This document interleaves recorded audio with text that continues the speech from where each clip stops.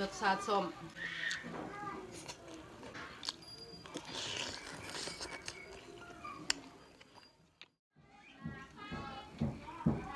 กราบสบายดีเบิร์ดสู่คู่สู่คนที่เขามาเบิ่งมาชมสองของเฮาสำหรับคลิปนี้ก็สิมาผ่าเตือยกินมีซองฮอแล้วก็ไข่ซองฟองมีผักบกของเก็บนำสิมาเฮ็ดอันมีวันนี้ให้มันครบสุดตามที่เฮาอยากกินพี่ก็เคยคอมเมนต์บอกในคลิปก่อนก็เลยวันนี้เราจัดไปแต่ว่าในคลิปนี้นี่เราสิมากินมีฮาวมีฮาวก็คือของเวียดนามแล้วมีไทยนี่มันมียำสิลองเปรียบเทียบมากินว่าอันใดมันแซ่บกว่ากันแล้วก้อนที่เราสิจีบมีอันนี้นี่เราสิต้มน้ำก่อนสิเอาไข่นี่มาลวกเอาไข่มาลวก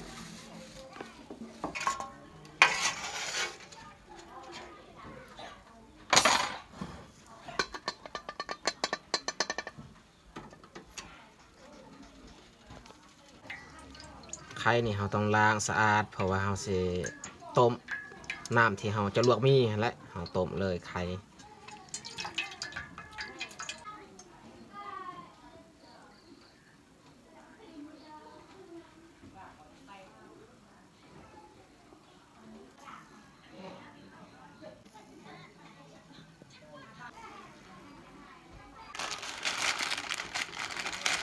ยำจัมโบ้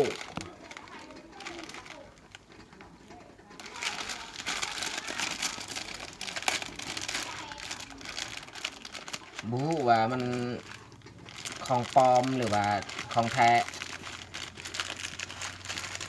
แต่ว่าเฮาเบิ่งอยู่ในหน้าซองอันนี้นี่ยังบ่ทันหมดอายุนี่ทุกคนเบิ่ง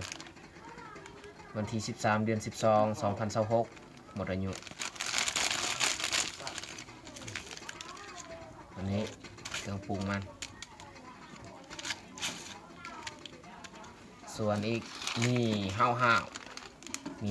ของเวียดนามมีโตมจัวไก่มีรสส้มคือกันไหน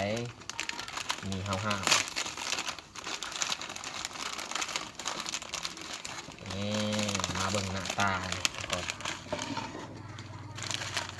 ระหว่างมีไทยกับมีเวียด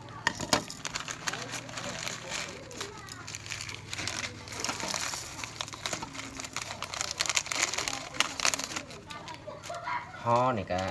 อยากสำคัญมาเบิ่งแต่ว่าตามเบิ่งไปเบิ่งมานี่ของเวียดอาจจะใหญ่กว่าน้อยนึงเนาะ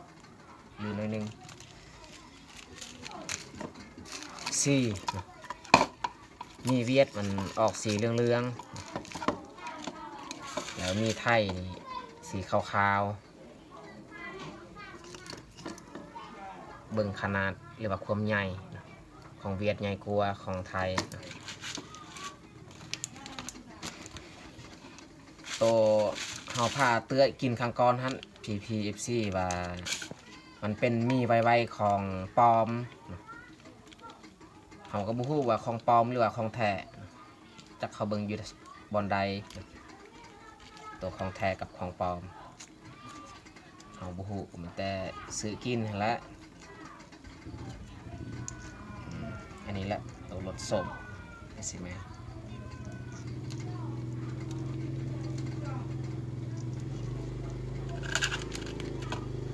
ใส่นี่ยัดใส่ทง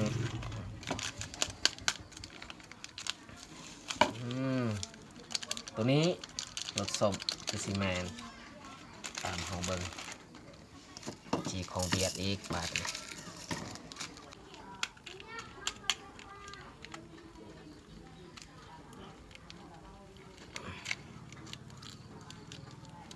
น้ำมัน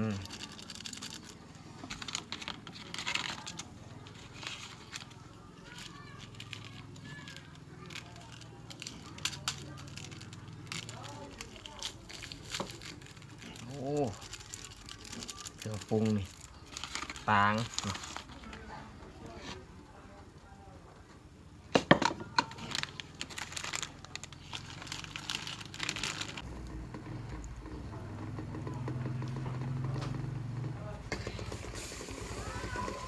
โอ้น้ำพดแห้งแต่ว่าเขายังบ่ทันปรุงอยากให้ไข่นี่มันสุกเอาได้ผักบงล้างมาเรียบร้อยผักบงจากน้องนี่แหละเอาเก็บเอาแต่เราซีผักบงให้มันเป็นเส้นน้อยๆเผื่อมันสุกง่ายเวลาเราเอาน้ำมาลวกเราสิลองซีมรสชาติตอนมันยัง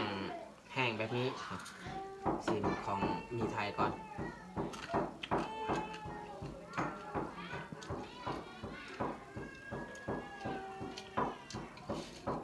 มันออกมันหน่อยนึงซีมของเวียดอีก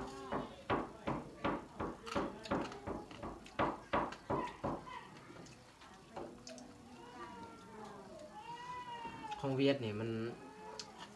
รสชาตินี่เค็มแล้วก็มีลักษณะแบบกลิ่นไม้เนาะกลิ่นไม้แนวรสชาติมันแต่เฮาซีผักบุ้งก่อน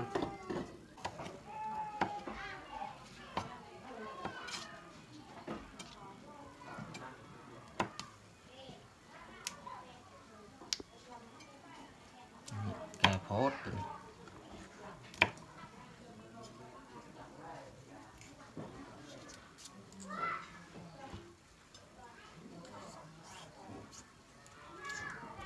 กินผักบงนี่มีวิตามินต่อกับอันสายตาเด้ค่ะว่าจากแมนหรือบอยินแต่ข้าเจ้าเว้า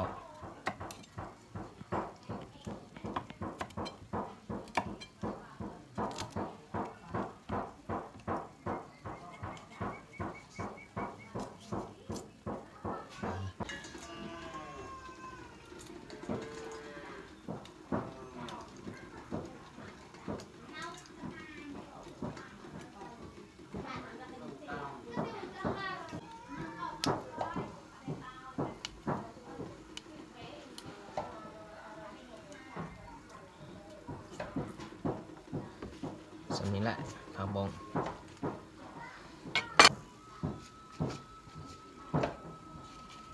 ใส่เบื้องลุ่ม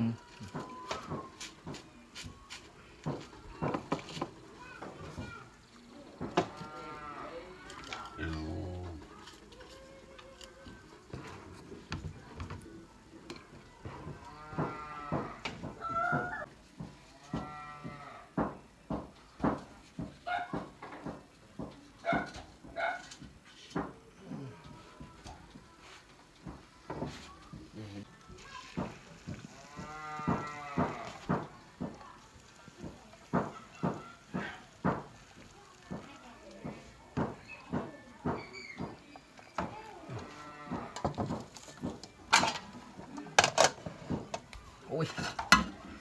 ถึงซูนใช้หม้อนี่ฮอนคักฮอนแน่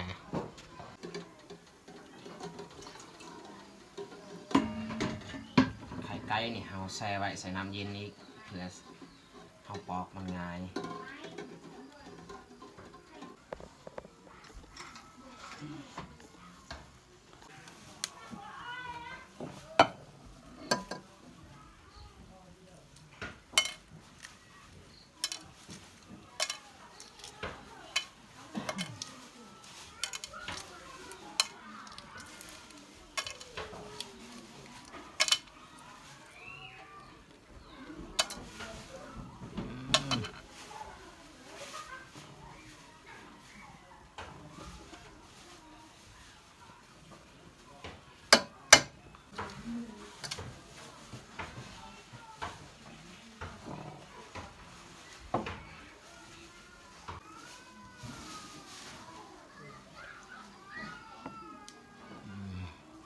อันนี้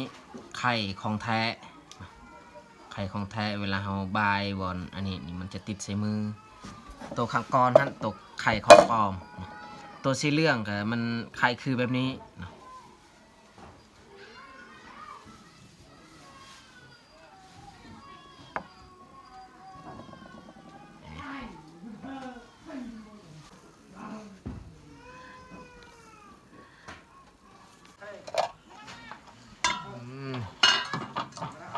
เอาไข่ไก่มาวางไว้เลย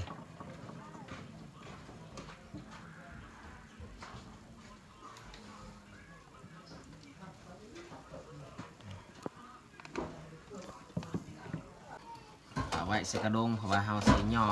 ขึ้นไปกินอยู่เทิงเฮือนใหญ่อยู่นี่มันค่อนข้างมืดนะ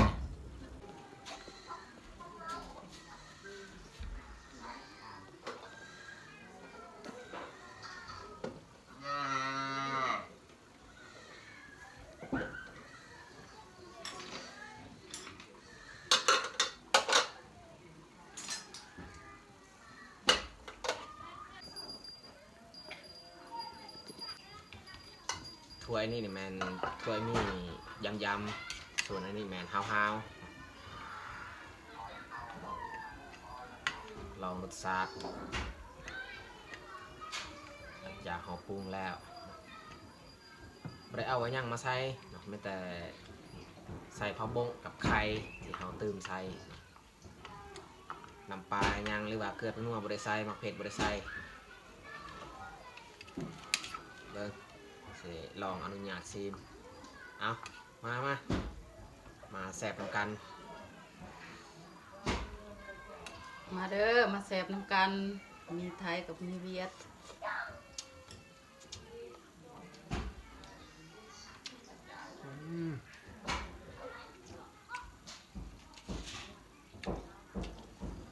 สุดยอดเลยผมแซ่บสาดส้มอันนี้แหละคอยหมักมีไทยนี่หมักสุดยำเบิ่งรอบของเบียดก่อนนี่เบียด มีเวียดนี่รสชาติเค็มนิดนึง เค็มบ่ เมื่อกี้เขากินตอนยังแห้งๆเค็มบอกว่าเขาใส่น้ำมันยังเค็ม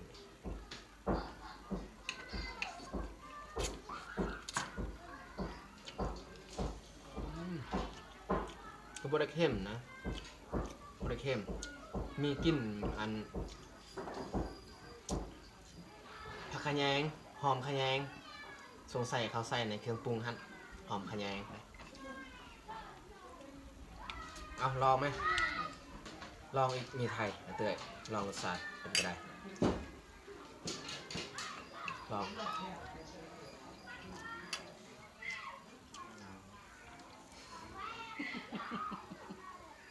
เตยนี่บอถนัดจับไม่ถูกนี่แหละคนบ้านนอกมันจับไม่ถูกก็บ่เป็น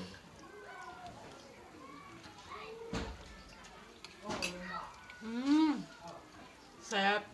ไม่ได้ รสชาติส้ม ส้ม มียำ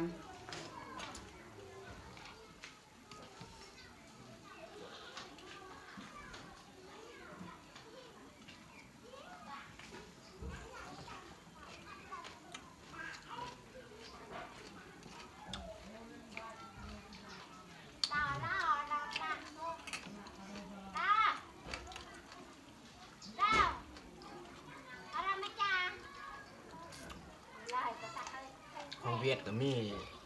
หลายรุ่นคือกันเลยมีอันนี้รุ่นฮาว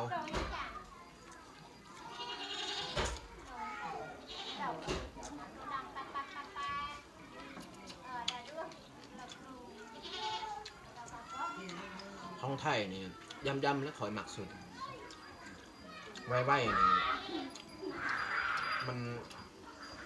เส้นมันแบบแข็งๆยำนี่บริแข็งนะนุ่มเหมือนกันกับบตี้ดอกแต่ละคนความมักความชอบมันบอกคือกัน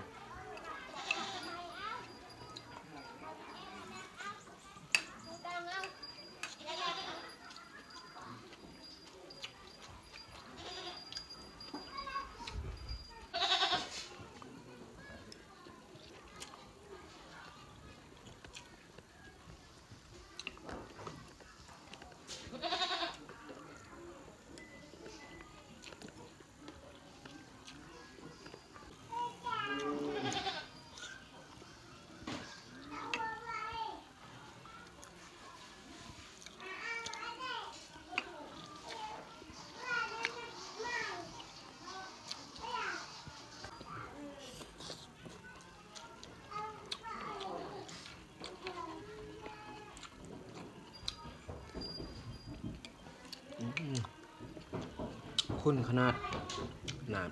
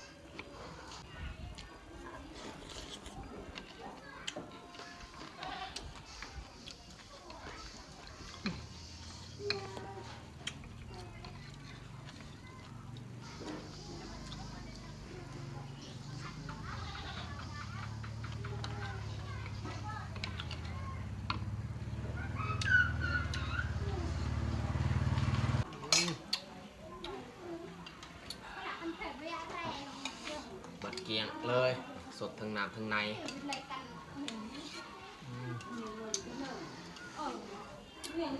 เตยนี่ย่างน้ำของทางลายอยู่แต่ของเฮานี่บัดเกียงเลยเฮ้ย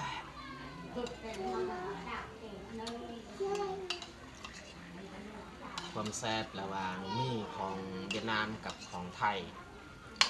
เรากินเท่านี้นี่ของไทยแซ่บกว่า เอี่ยมเต็มที แซ่บกว่าของเวียดนามแต่ว่าก็กินหมดได้ทั้งซองบางคนก็ว่าแซ่บของเวียดนามโดยเฉพาะในคนเวียดนามหรือว่าคนลาวที่เคยอยู่เวียดนามเขาเคยกินเขาก็ว่าแซ่บความมักความชอบแต่ละคนบอกคือกันแต่ว่าเขามากินครั้งนี้นี่อันนี้อันดับหนึ่งอันดับสองโอเคสำหรับคลิปนี้ก็สิจบลงอยู่นี่แหละการ